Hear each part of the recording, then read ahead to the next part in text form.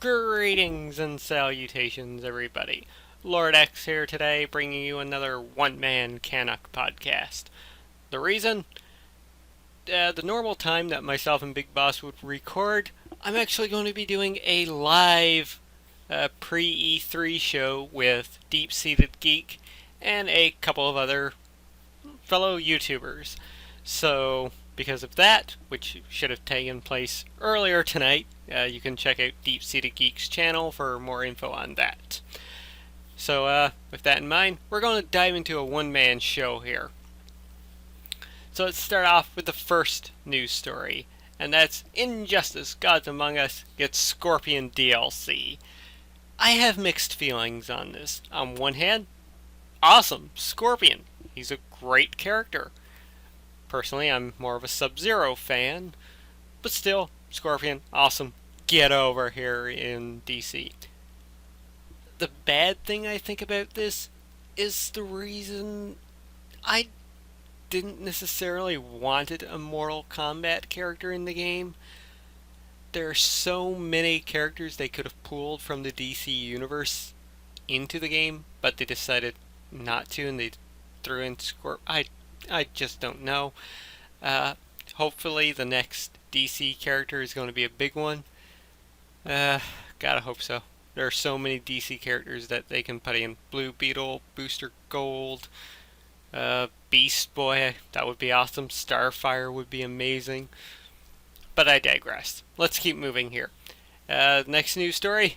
This one kind of breaks my heart and everything. That's The Last Guardian entry appears on official E3 website. And Sony kind of, were like, well, it's kind of not official. So, yeah, I still have my doubts about The Last Guardian. I hope it shows up. That would be amazing. Sony would win my heart with that kind of announcement. But yeah, I really don't have any hope for The Last Guardian anymore. Well, maybe a tiny bit of hope, but I doubt if it's going to happen at this point. Next up, Tales of Symphonia HD Collection is coming to the PS3 worldwide early next year, and this is amazing news. I love the Tales series. I've only played a few, mind you, but they're awesome. They're a great JRPG game series, so please go out and pick this up when it's released, because we all want Tales of Xillia too. And speaking of that, go buy Tales of Xillia August 6th. Alright, next up here, kind of disappointing news in a way, and that's Zynga is to lay off 520 employees worldwide, closing their LA, Dallas, and New York studios. It's never a good thing when people lose their jobs, so best of luck to those employees. Zynga, I really don't like the developer itself. Farmville can go fuck itself. Alright, keep moving here. I love this next one. Remember those 15 exclusive games that Microsoft mentioned at their Xbox One reveal? Well, it came out this past week that Fantasia Music Evolved is Harmonix's Lucid Connect Dream, and it's going to be exclusively on the 360 and Xbox One.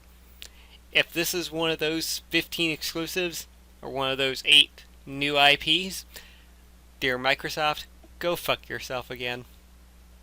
Do it.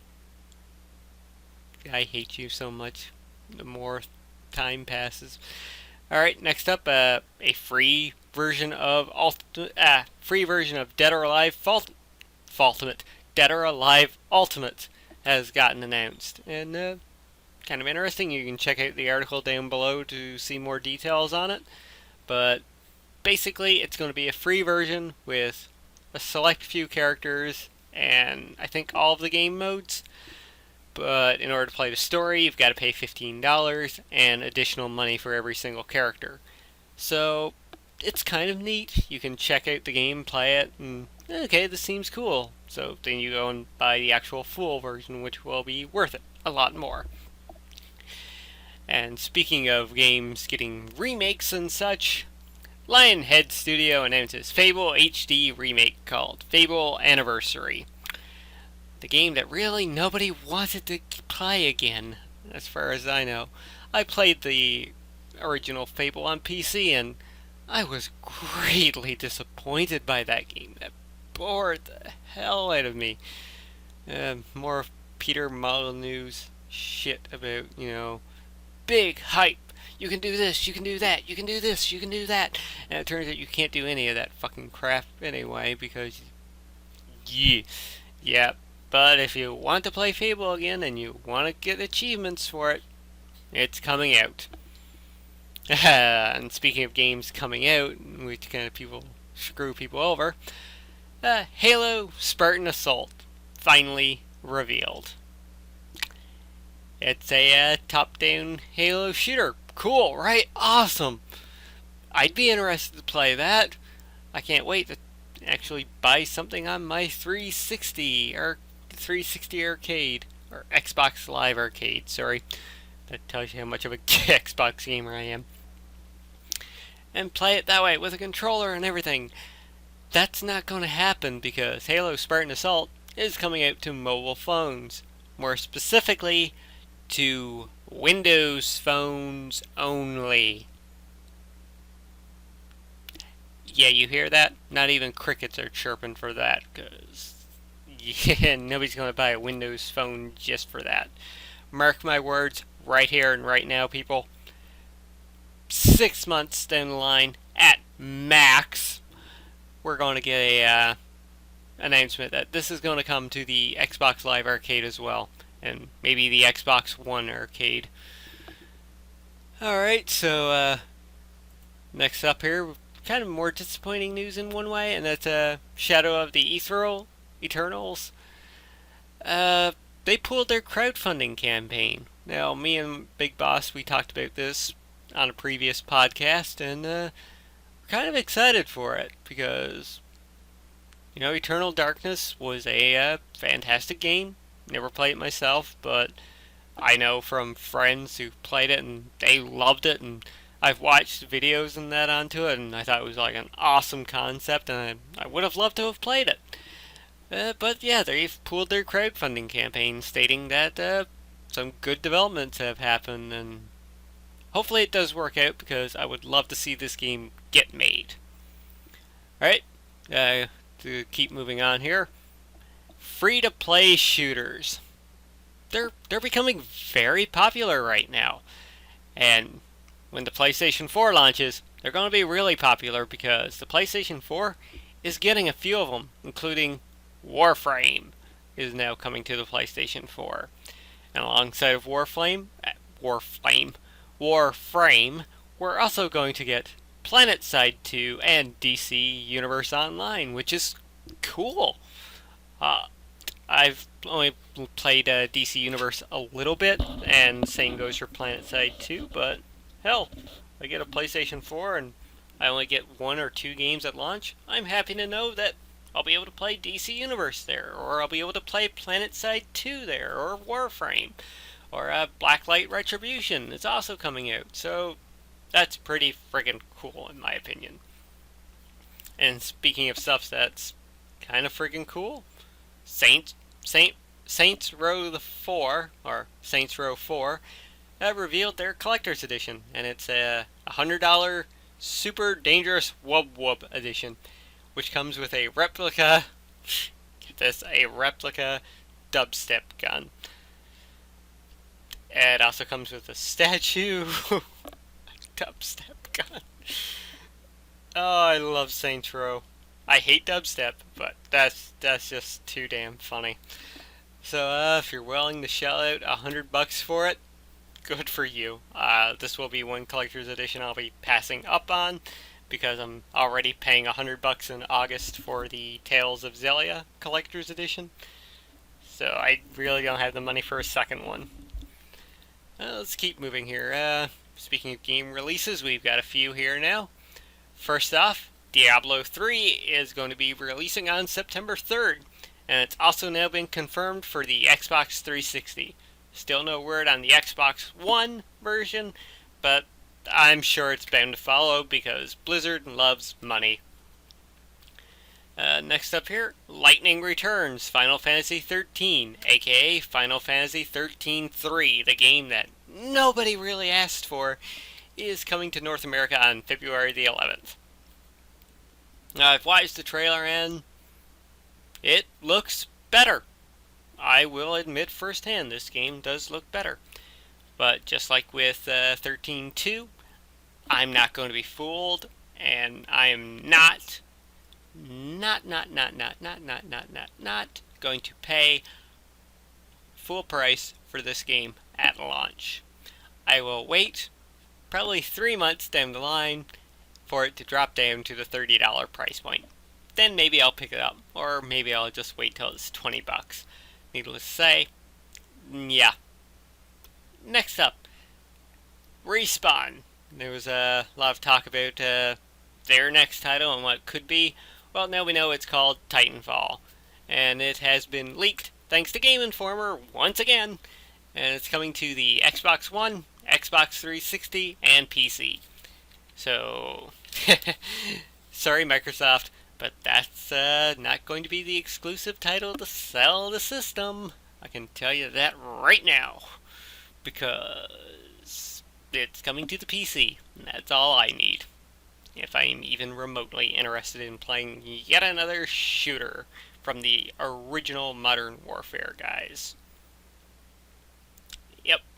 But on a positive note, something that's, awesome and cool and makes me excited for E3 even more. The E3 Nintendo Direct will feature the first footage from the new Super Smash Bros. This is exciting for me. I loved Brawl, I loved Melee, I loved the original, and I am so very, very excited to be able to play a new Smash Bros. Which it is coming to the 3DS as well, if I remember correctly, so I'll probably pick up that version. Maybe down the line I will pick up a Wii U, because Microsoft and your always online bullshit. There's no fucking way you're going to be in my household. Anyways, on another positive note, The Walking Dead 400 Days DLC appears in the Steam database. Anything Telltale plus The Walking Dead makes me very excited. The Walking Dead last year was my game of the year, for very good reason, in my opinion. Always in my opinion. That list was simply what I thought was the best. Anyways, but 400 Days DLC appeared in Steam database, and Telltale has been tweeting out little things like day 26 and day 203, stuff like that, and showing little Vine clips of like newspaper clippings of various people and whatnot. And in the latest one, you can clearly see the number 400. So it looks like this is very, very, very much true. So I'm quite excited to see what we may get from this. This may not be Season 2, but it could be, well, it does say DLC, so hey, that's fun. I could use more Walking Dead in my life. Well, guys, Microsoft finally came out with their official statement on used games, always online, etc., etc. And they talked so positively about it.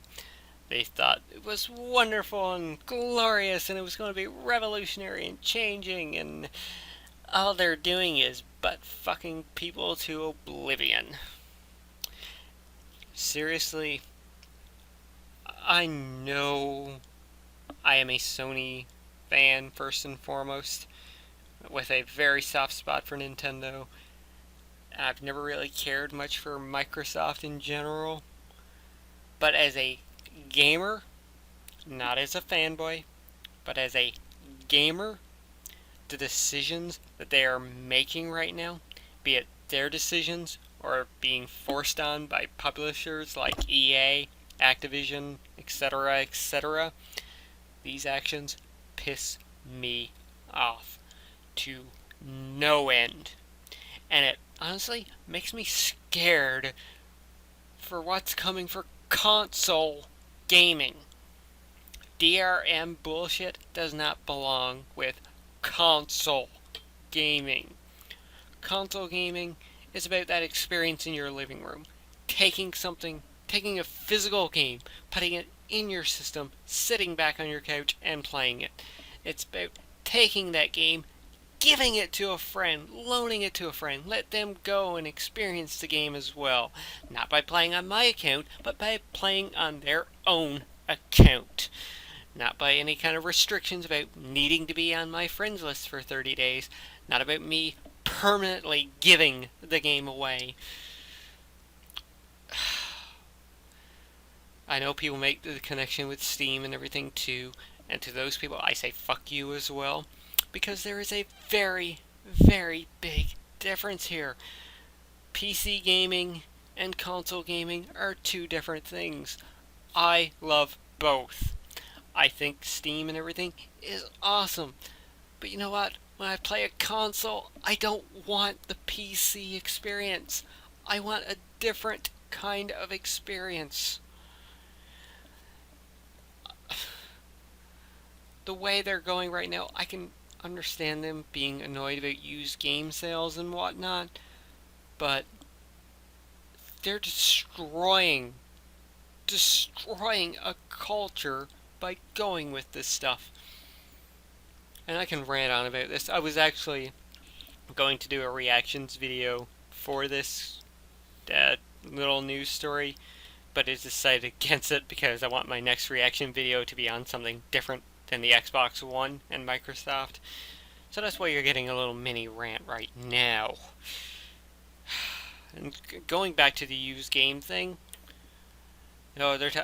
I know people talk about EB Games and them being an evil corporation too, and how they're robbing money and everything from the developers. No, they're not. All right. When they sell a new game, they're selling it to publishers, get the money. Okay? That's what happens right there. They get the money that way. And yes, EB Games and everything, they get a profit and whatnot from that too, I know. But the sale is done and made. Copy sold. Another copy sold. If fucking Activision is worried about fucking Call of Duty being put up on the used game market, who the fucking cares? Your game sells fucking millions and millions of copies. It's $1 billion franchise. You're worried about? Well, no, it's not really Activision. It's EA that's fucking doing this. They're the ones implementing the always online crap. We saw it with SimCity and how wonderful that went over. I have enjoyed EA games in the past. I love the NHL series. I kind of like Dragon Age. God forbid some of the older school games I loved and played a lot of. But this whole attack on like the used game market, I know that's what they're picturing. GameStop. We gotta stop GameStop from taking all this money away from us. Well, fuck you, EA. You're clearly not you and Microsoft, because Microsoft is just allowing this to happen, and Sony may do the exact same thing too yet, because we don't know. See there, as much as I love Sony, I'm still concerned at what they might do, because they've never had the brightest, decisions before in the past. Right now everything is sounding good about what they're doing, but we still don't know the final details, so we have to wait there. But going back to the used game thing, I'm getting really derailed here.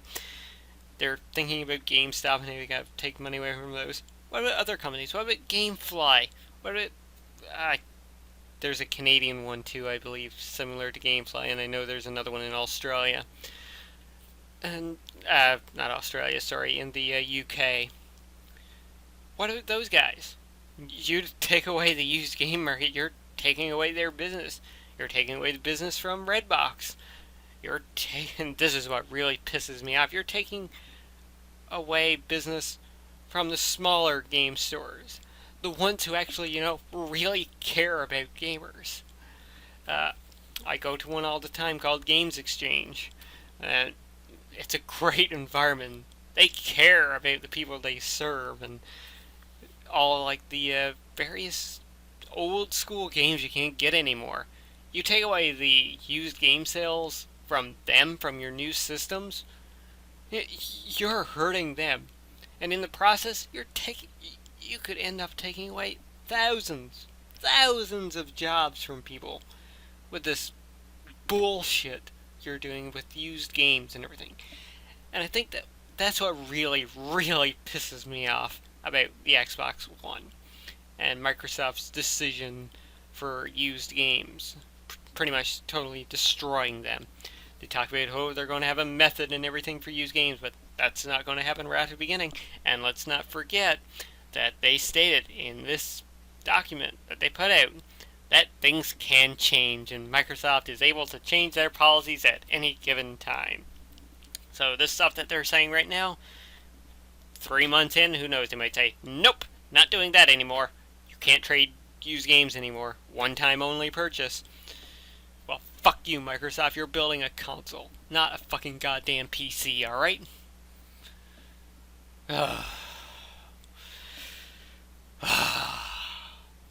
Rage over. Let's get back into some more positive news.